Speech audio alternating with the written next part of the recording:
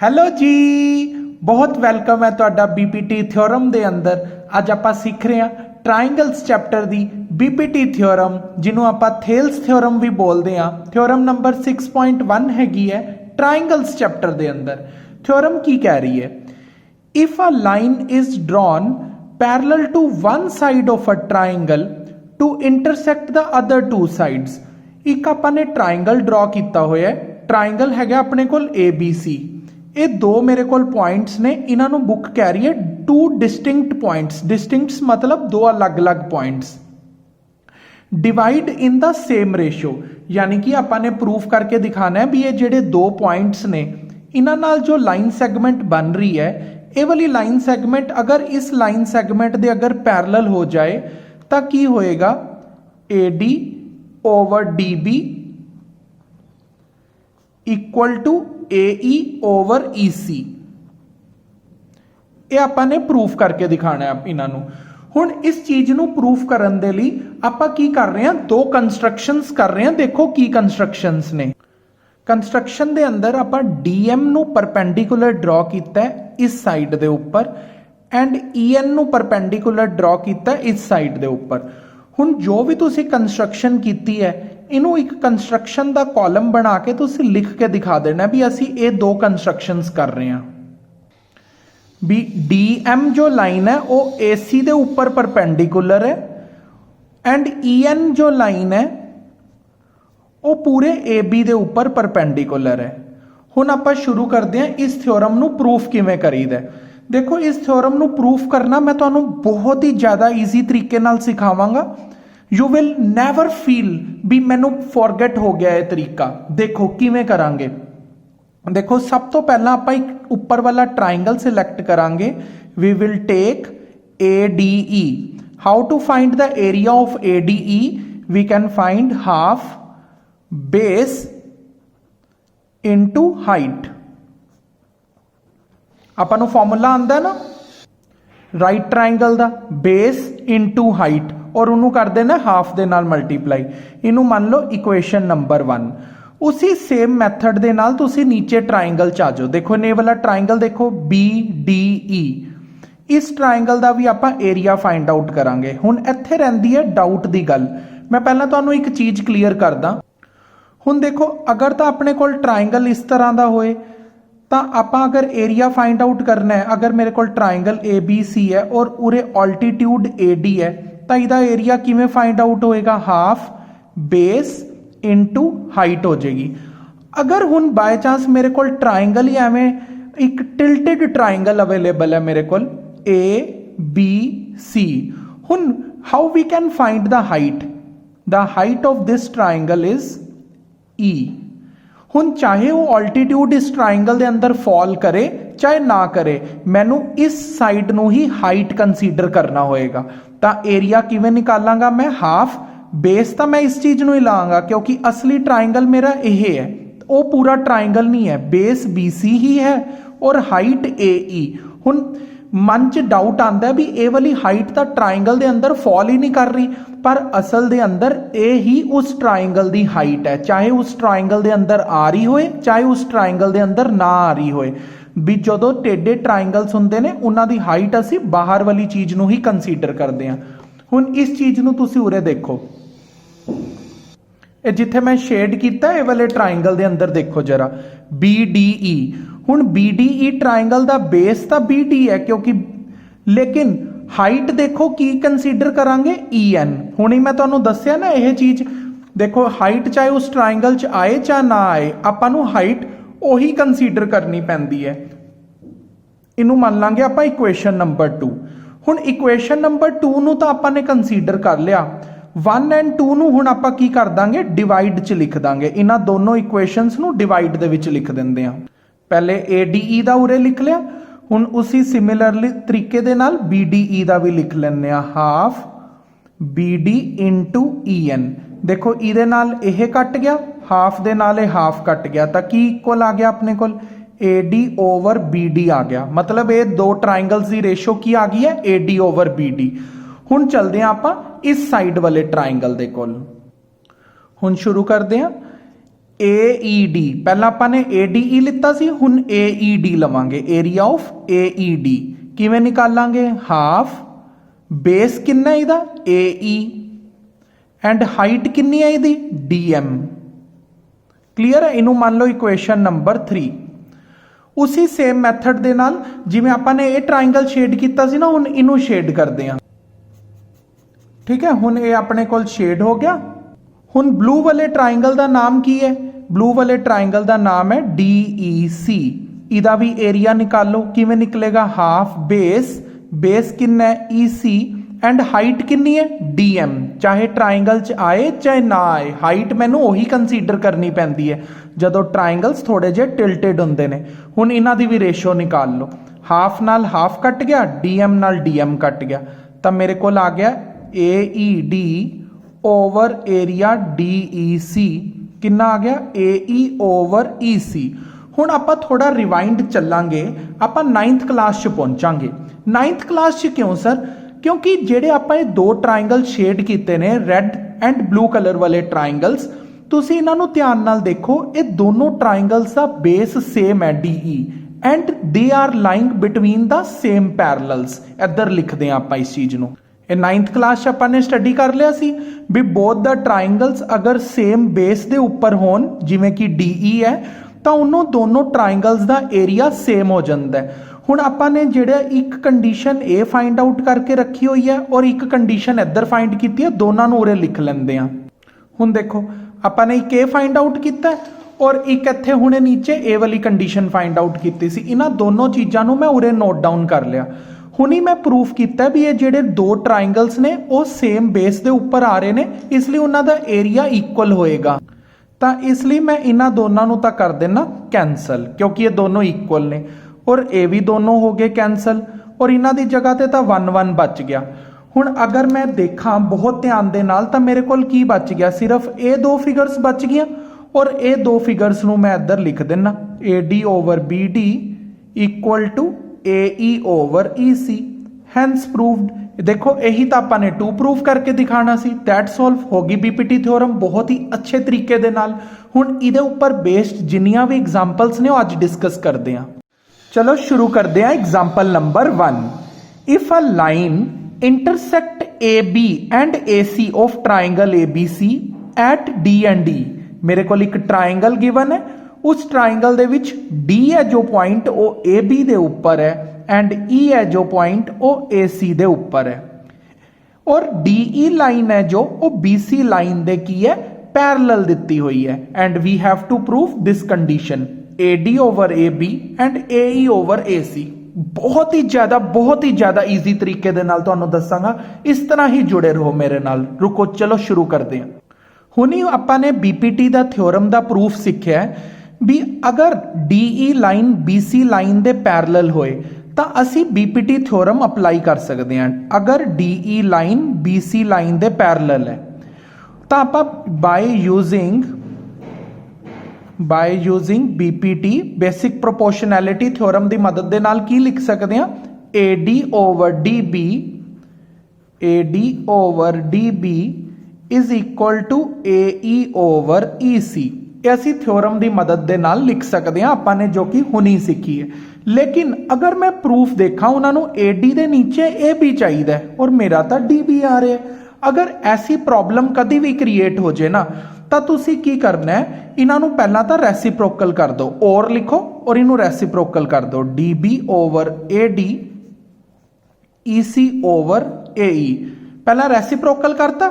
Reciprocal ਕਰਨ ਤੋਂ ਬਾਅਦ ਤੁਸੀਂ ਕੀ ਕਰਨਾ ਹੈ? ਇਹਨਾਂ ਦੇ ਜਿਹੜੇ ਦੋ ਆਨਸਰਸ ਆਏ ਨੇ, ਇਹਨਾਂ ਦੋਨਾਂ ਦੇ ਵਿੱਚ ਤੁਸੀਂ 1 ਐਡ ਕਰ ਦੇਣਾ। ਦੇਖੋ, DB ਓਵਰ AD ਇਹਦੇ 'ਚ ਵੀ 1 ਐਡ ਕਰ ਦਿਓ, और EC ओवर AE ਦੇ ਵਿੱਚ ਵੀ 1 ਐਡ ਕਰ ਦਿਓ। ਆਪਣੇ ਕੋਲ ਇਹ ਤਾਂ BPT ਨਾਲ ਆ ਗਿਆ ਸੀ, ਇਸ ਨੂੰ ਆਪਾਂ ਨੇ ਕੀਤਾ ਰੈਸੀਪ੍ਰੋਕਲ। ਦੇਖੋ, ਉਲਟਾ ਕਰਕੇ ਹੀ ਲਿਖਿਆ ਸਿਰਫ, ਤੇ ਦੋਨੋਂ ਸਾਈਡ 1 1 ਐਡ ਕਰਤਾ। ਹੁਣ 1 1 ਐਡ ਕਰਨ ਤੋਂ ਬਾਅਦ ਤੁਸੀਂ ਹਲਕਾ ਜਿਹਾ ਐਲਸੀਐਮ ਲੈਣਾ ਹੈ, ਹਲਕਾ ਜਿਹਾ ਐਲਸੀਐਮ। AD ਆ ਗਿਆ ਤੁਹਾਡੇ ਕੋਲ ਐਲਸੀਐਮ, ਤਾਂ ਦੇਖੋ 1 ਇੰਟੂ DB ਕੀ ਆ ਗਿਆ? DB। AD ਇੰਟੂ 1 ਕੀ ਆ ਗਿਆ? AD। ਕਲੀਅਰ ਹੈ?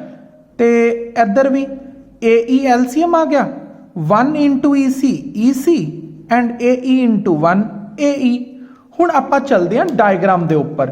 BD ਤੇ AD ਨੂੰ ਐਡ ਕਰਕੇ ਕੀ ਬਣ ਰਿਹਾ ਆਪਣੇ ਕੋਲ, ਦੇਖੋ BD ਤੇ AD ਨੂੰ ਐਡ ਕਰਕੇ ਪੂਰਾ AB ਬਣ ਰਿਹਾ। ਤਾਂ ਇੱਧਰ ਲਿਖ ਲਈਏ AB, ਹਾਂਜੀ ਸਰ ਲਿਖ ਲਓ, ਇਹ ਲਓ ਇਹ ਲਿਖ ਲਿਆ ਉਰੇ। ਹੁਣ ਉਸੇ ਸੇਮ ਤਰੀਕੇ ਨਾਲ EC ਤੇ AE ਨੂੰ ਐਡ ਕਰਦੇ ਹਾਂ, ਦੇਖੋ EC ਤੇ AE ਨੂੰ ਐਡ ਕਰਕੇ ਪੂਰਾ AC ਬਣ ਰਿਹਾ। ਤਾਂ ਇੱਧਰ ਲਿਖ ਲੈਂਦੇ ਹਾਂ ਪੂਰਾ AC ਹੋ ਗਿਆ।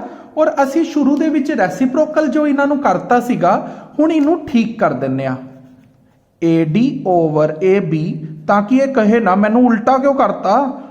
ਤਾਂ ਇਹਨੂੰ ਹੁਣ ਦੁਬਾਰਾ ਤੋਂ ਸਿੱਧਾ ਕਰਤਾ।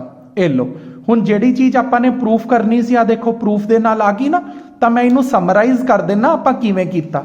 ਆਪਾਂ ਪਹਿਲਾਂ BPT ਥਿਓਰਮ ਦੇ ਨਾਲ AD ਓਵਰ DB ਲਿਖਿਆ ਤੇ AE ਓਵਰ EC ਲਿਖਿਆ, ਠੀਕ ਹੈ। ਇਹ ਆ ਗਿਆ ਆਪਣੇ ਕੋਲ। ਫਿਰ ਮੈਂ ਇਹਨੂੰ ਰੈਸੀਪ੍ਰੋਕਲ ਕਰਕੇ ਲਿਖ ਲਿਆ। ਜਦੋਂ ਤੁਸੀਂ ਰੈਸੀਪ੍ਰੋਕਲ ਕਰਨਾ ਹੈ ਨਾ, ਵਿਚਕਾਰ ਔਰ ਪਾ ਲਿਓ ਵੀ ਇਸ ਨੂੰ ਮੈਂ ਇਵੇਂ ਵੀ ਲਿਖ ਸਕਦਾ। ਫਿਰ ਉਸ ਤੋਂ ਬਾਅਦ ਮੈਂ ਕੀ ਕੀਤਾ, adding 1 on both side, LCM ਲਿੱਤਾ। ਐਲਸੀਐਮ ਲੈ ਕੇ ਕੁਝ ਚੀਜ਼ਾਂ ਐਡ ਹੋ ਰਹੀਆਂ ਸੀ, ਉਹਨਾਂ ਨੂੰ ਐਡ ਕਰਕੇ ਇਹ ਲਿਖਿਆ। ਫਿਰ ਉਸ ਤੋਂ ਬਾਅਦ ਮੈਂ ਦੁਬਾਰਾ ਰੈਸੀਪ੍ਰੋਕਲ ਕਰਤਾ, ਕਿਉਂਕਿ ਸ਼ੁਰੂ 'ਚ ਰੈਸੀਪ੍ਰੋਕਲ ਕੀਤਾ ਸੀਗਾ, ਐਂਡ 'ਚ ਵੀ ਉਹਨੂੰ ਮੈਂ ਠੀਕ ਕਰਤਾ ਔਰ ਬਿਲਕੁਲ ਐਜ਼ ਇਟ ਇਜ਼ ਉਹ ਮੈਚ ਕਰ ਗਿਆ। चलते हैं आप एग्जाम्पल नंबर 2 दे ऊपर। सुशीला की मम्मी एग्जाम्पल नंबर 2 शुरू हो गई है, तू कहां पानी भर रही है, इधर आ जा। अच्छा आई। एग्जाम्पल नंबर 2 क्या है, ABCD is a trapezium. ABCD is a trapezium in which AB is parallel to CD।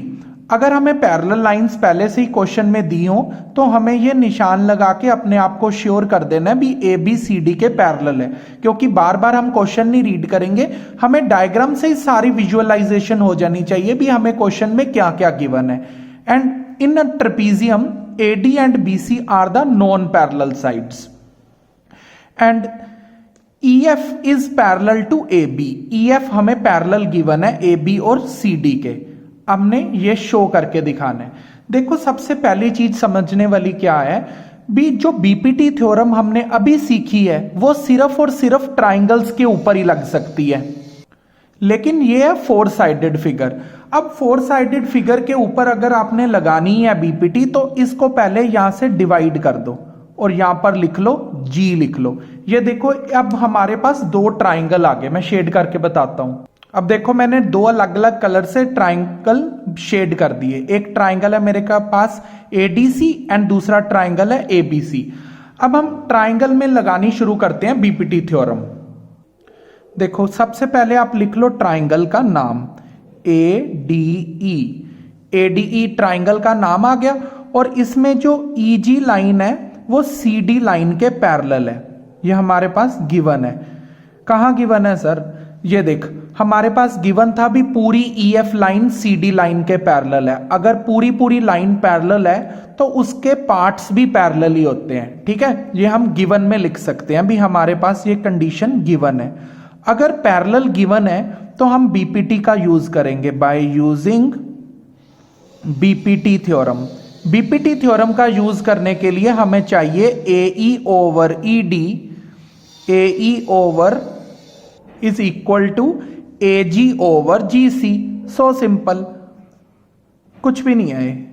देखो अब दूसरे ट्राइंगल में आओ, ऑरेंज वाले ट्राइंगल में। ऑरेंज वाले ट्राइंगल का नाम क्या है, ऑरेंज से ऑरेंज कैंडी याद आ गई। अब ABC ट्राइंगल है, इसमें क्या लिखेंगे हम, इसमें लिखेंगे BF over FC, BF over FC इक्वल टू AG ओवर GC। ये ऐसे क्यों लिख पा रहे हैं हम, इसका रीजन देना पड़ेगा। इसका रीजन क्या होएगा भी, जो GF लाइन है वो AB लाइन के पैरेलल है और अगर हमारे पास पैरेलल लाइन गिवन होए तो हम BPT का यूज कर सकते हैं बाय यूजिंग BPT। BPT की मदद से हमने ये रेशो लिखी है, इसको मान लो इक्वेशन नंबर 2। अब इक्वेशन नंबर 1 और 2 में देखो ये चीज सेम आ रही है, इसको काट डालो। इसको काटने से पहले ना मैं एक चीज क्लियर कर दूं, ये काट तो दिया मैंने आपको सिखाने के लिए, लेकिन पेपर में ना काट कटाई करनी नहीं है, बस सिर्फ लिख देना है फ्रॉम 1 एंड 2, फ्रॉम 1 एंड 2। काटा मैंने इसलिए है तो कि आप सीख सको भी किस किस चीजों को हमने कैंसिल करना है। तो हमारे पास आ जाएगा AE over ED equal to BF over FC। ये देखो, ये जो प्रूफ करना था ये अपने आप ही हाजिर हो गया यहां पर, और क्या करना है हमने, हो गया जी प्रूफ। चलते हैं हम एग्जाम्पल नंबर 3 पर। राजू दी मम्मी किधर, टीवी कर दो बंद, शुरू होगी एग्जाम्पल नंबर 3। कहता की है एग्जाम्पल कह रही है PS over SQ PT over TR। अच्छा, रेशो गिवन है अपने को। फिर उस तो बाद दो एंगल्स गिवन ने, एंगल है किथे, एक एंगल ए सीगा और एक एंगल ए सीगा। ये मेरे को एंगल्स इक्वल गिवन ने। And what we have to prove PQR is an isosceles triangle. First we have to learn what is isosceles triangle. Isosceles triangle is that triangle whose base angles are equal. यानी कि angle Q को हमने equal prove करके दिखाना है angle R के। अगर angle prove हो गए अपने को तो ये आइसोसेलेस ट्राइंगल बन के तैयार है अपने को। Just simple. देखो ਹੁਣ ਇਹਨੂੰ ਕਰਨਾ ਕਿਵੇਂ ਹੈ। ਸਭ ਤੋਂ ਪਹਿਲਾਂ ਜਦੋਂ ਆਪਾਂ ਨੇ ਕਲਾਸ ਦੀ ਸਟਾਰਟਿੰਗ ਦੇ ਵਿੱਚ BPT ਥਿਓਰਮ ਨੂੰ ਐਕਸਪਲੇਨ ਕੀਤਾ ਸੀ ਤਾਂ BPT ਥਿਓਰਮ ਕਹਿ ਰਹੀ ਸੀ ਵੀ ਜਦੋਂ ਲਾਈਨਸ ਪੈਰਲਲ ਗਿਵਨ ਹੋਣ ਤਾਂ ਤੁਸੀਂ ਰੇਸ਼ੋ ਲਿਖ ਸਕਦੇ ਹੋ, ਲੇਕਿਨ ਇੱਥੇ ਕੁਐਸਚਨ 'ਚ ਕਿਤੇ ਵੀ ਪੈਰਲਲ ਲਾਈਨਸ ਦਾ ਨਾਮ ਹੀ ਨਹੀਂ ਲਿੱਤਾ ਉਹਨਾਂ ਨੇ, ਬਟ ਉਹਨਾਂ ਨੇ ਰੇਸ਼ੋ ਦੇਤੀ। ਅਗਰ ਤੁਹਾਡੇ ਕੋਲ ਰੇਸ਼ੋ ਪਹਿਲਾਂ ਤੋਂ ਹੀ ਗਿਵਨ ਹੋਏ, ਦੇਖੋ ਕੀ ਰੇਸ਼ੋ ਗਿਵਨ ਹੈ PS over SQ equal to PT over TR। ਅਗਰ ਰੇਸ਼ੋ ਗਿਵਨ ਹੋਏ ਤਾਂ ਤੁਸੀਂ ਕਨਵਰਸ ਦਾ ਯੂਜ਼ ਕਰ ਸਕਦੇ ਹੋ ਬਾਏ ਕਨਵਰਸ। ਕੀ ਹੈ ਤਾਂ ਦੱਸਿਆ ਨਹੀਂ, ਹੁਣ ਹੀ ਦੱਸਦਾ। ਦੇਖ, हर चीज टाइम आने ते ही पता लगे तो ज्यादा अच्छा होता है। देखो, अगर रेशो पहला तो गिवन होए तो आप कन्वर्स ऑफ BPT का यूज करके लाइन्स नू पैरलल कह सकते हैं। अच्छा, जे रेशो गिवन होए तो लाइन्स पैरलल होंदियां ने, हाँ अच्छा ये है कन्वर्स। और जे लाइन्स पैरलल दित्तियां होण तां तुसीं रेशो लिख लो। हुण रेशो गिवन सी तां लाइन्स पैरलल लिख लियां कन्वर्स दे नाल, हो गया। अच्छा ठीक है, ਹੁਣ ਇਹ ਲਾਈਨਸ ਨੂੰ ਕਰਤਾ ਅਸੀਂ ਪੈਰਲਲ ਕਿਹਦੀ ਮਦਦ ਦੇ ਨਾਲ, ਕਨਵਰਸ ਆਫ BPT ਦੇ ਨਾਲ। ਹੁਣ ਦੇਖੋ, ਅਗਰ ਇਹ ਲਾਈਨ ਇਸ ਲਾਈਨ ਦੇ ਪੈਰਲਲ ਹੈ ਤਾਂ ਐਂਗਲ S ਕਿਹਦੇ ਇਕੁਅਲ ਆ ਜਾਏਗਾ, ਐਂਗਲ Q ਦੇ। ਐਸਾ ਕਿਉਂ ਸਰ, ਇਹ ਇਸ ਲਈ ਆਇਆ ਹੈ ਕਿਉਂਕਿ ਇਹ ਜਦੋਂ ਲਾਈਨਸ ਪੈਰਲਲ ਨੇ ਤਾਂ ਇਹ ਇੱਕ ਟਰਾਂਸਵਰਸਲ ਹੈ, ਤਾਂ ਇਹ ਦੋਨੋਂ ਐਂਗਲ ਸੇਮ ਸਾਈਡ ਦੇ ਉੱਪਰ ਆ ਰਹੇ ਨੇ, ਤਾਂ ਇਹਨਾਂ ਨੂੰ ਲਿਖ ਲਿੱਤਾ ਜਾਂਦਾ ਹੈ ਕੋਰਸਪੋਂਡਿੰਗ ਐਂਗल्स। ठीक है, ये हो गया तेरे को कोरस्पोंडिंग एंगल। हुण दूसरी चीज तेरे को गिवन भी है, एंगल S है जो वो तेरे को एंगल R दे इक्वल गिवन है। हुण देख की कर रहे हैं आपां, हुण तू देख इनू इक्वेशन नंबर 1 मान लिया, ये इक्वेशन नंबर 2 मान लिया जो कि तेरे को गिवन कंडीशन है। एंगल S नाल एंगल S भज गया, कहता आ जा मैं तेनों घुमा के लियावां, चल ये तो गए घूमन, और पिछे कौन रह गए, Q इक्वल टू R आ गया। ਹੁਣ ਇਹੀ ਤਾਂ ਮੈਂ ਤੈਨੂੰ ਕਿਹਾ ਸੀ ਨਾ ਪ੍ਰੂਫ ਕਰਕੇ ਦਿਖਾਣਾ ਹੈ। ਅਗਰ ਬੇਸ ਐਂਗਲਸ ਇਕੁਅਲ ਆ ਜਾਣ ਦੈਟ ਸੋਲਵ ਬੇਟਾ ਜੀ। ਹੁਣ ਆਪਣੀ BPT ਥਿਓਰਮ ਦੀ ਐਗਜ਼ਾਮਪਲਸ ਕੰਪਲੀਟ ਹੋ ਗਈਆਂ ਨੇ। ਨੈਕਸਟ ਦੇ ਅੰਦਰ ਆਪਾਂ ਦੇਖਾਂਗੇ ਐਕਸਰਸਾਈਜ਼ ਨੂੰ ਕਿਵੇਂ ਸੋਲਵ ਕਰਨਾ ਹੈ। ਇਹਨਾਂ ਨੂੰ ਤੁਸੀਂ ਮੇਰਾ ਚੈਨਲ ਨੂੰ ਸਬਸਕ੍ਰਾਈਬ ਕਰ ਦਿਓ ਸਪੋਰਟ ਦੇ ਲਈ, ਐਂਡ ਦੂਸਰੇ ਸਟੂਡੈਂਟਸ ਦੇ ਨਾਲ ਸ਼ੇਅਰ ਵੀ ਕਰ ਦੇਣਾ ਚੈਨਲ ਦੀ ਸਪੋਰਟ ਦੇ ਲਈ। Thank you for today.